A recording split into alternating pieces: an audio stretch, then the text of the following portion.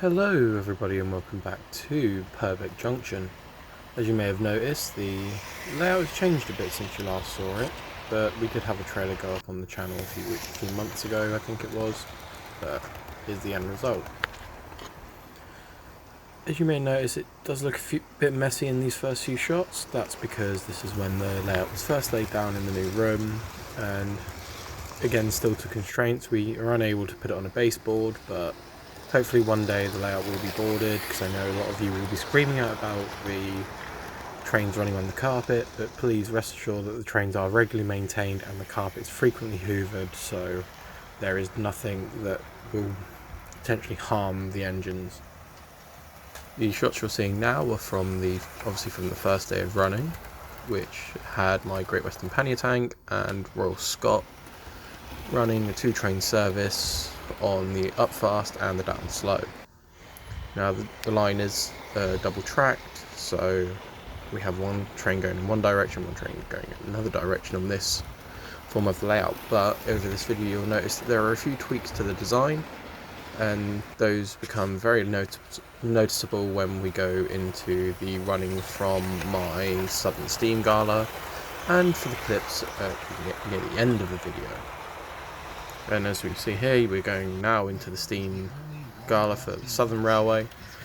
One thing I did find with this particular layout of the track is some of the engines, in particular my Drummond 700 and my LBS CE2, didn't really like going over the level crossing here, as the terrain sort of rises slightly, so in the later part of this video I do change that to be just a flat curve and hope it mitigates some of the issues.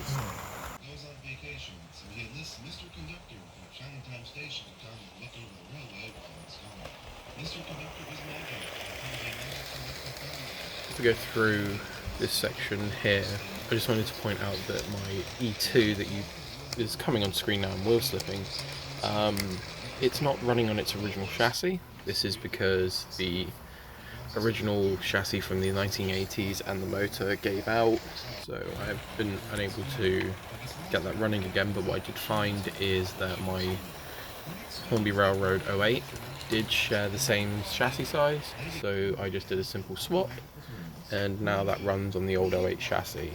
But the reason I did this is because I never liked how the Railroad Hornby 08s had the wrong wheel setup, whereas it didn't have the outside motion such as the Lima, the more expensive Hornby Railways, or the Bachmann models did.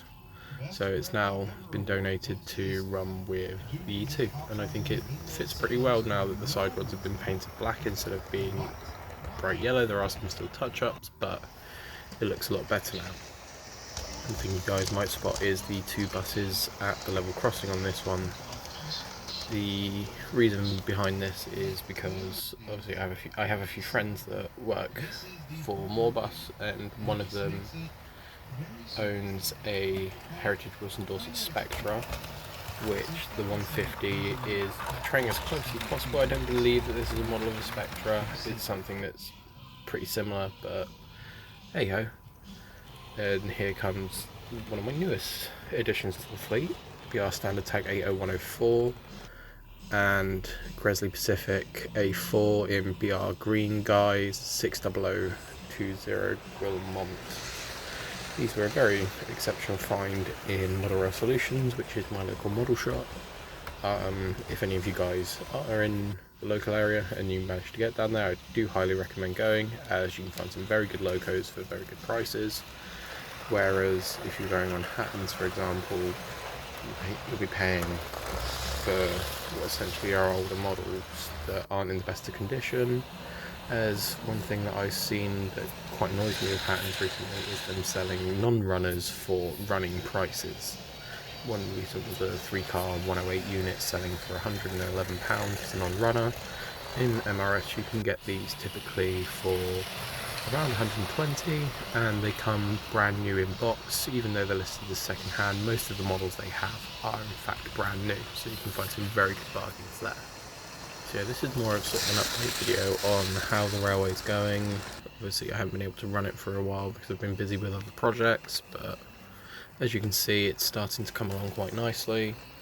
I think the current layout of track will be the main one going further. I'll add some sidings for the main line at some point, as the what I call the branch line, which is the inner loop, already has a couple of sidings at the Purbeck Junction station. But I do like the express loop in the main station, as it allows for fast freights, fast passengers, or just the storage of another train on that siding. But yeah, let me know what sort of trains you'd like to see in the future running on the layout, which you'll see you'll have my pacer started running along with one of my Dutch Railways EMUs. It's the only one I've got in the collection, so it's quite unique. I just enjoy running it. It looks amazing. It may be an older Lima model, but stick by what you know, is they're very easy to maintain and they run fantastically. And then you just have the little Hornby Railways pacer unit coming in. But that about does it for today, guys. I hope you enjoyed watching. As always, like, comment, share if you did enjoy, and I hope to see you all in the next one.